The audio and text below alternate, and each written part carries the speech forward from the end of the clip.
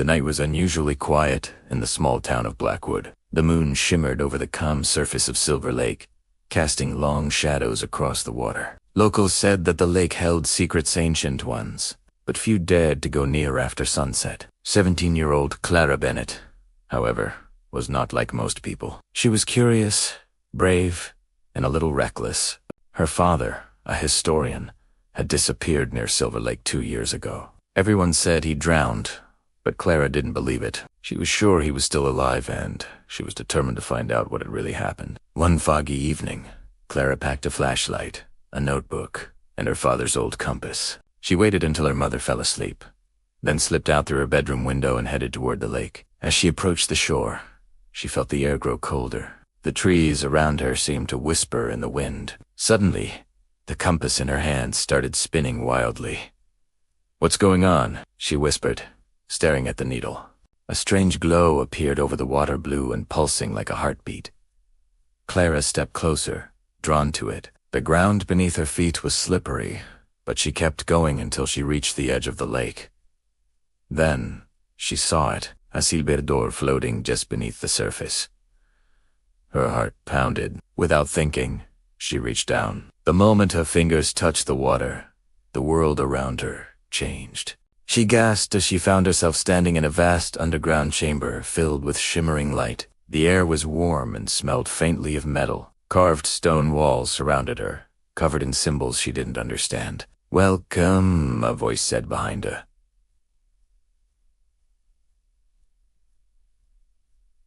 Clara spun around. A tall man in a long cloak stood there, his eyes glowing faintly blue. "Who are you?" she asked, clutching her flashlight. "I am Keeper Arion," the man said. "You have found the gate of Silver Lake. Only those with the mark of the lost may enter." "What mark?" Clara asked, confused. Arion pointed to her left wrist. To her shock, a glowing symbol had appeared. They were the same one she had seen in her father's notes. "My father," she said. "Do you know where he is?"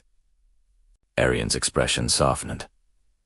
"He came here before you. He sought the same truth, but the lake does not easily give back what it takes." Clara refused to back down. "Then I'll find him." Arion studied her for a moment, then nodded. "Very well, but beware, the lake tests the heart. Only those pure in spirit can survive its trials." With that, he led her through a tunnel lined with silver crystals. They entered a great hole, where the water flowed upward like glass pillars. In the center was a pedestal, holding a silver locket.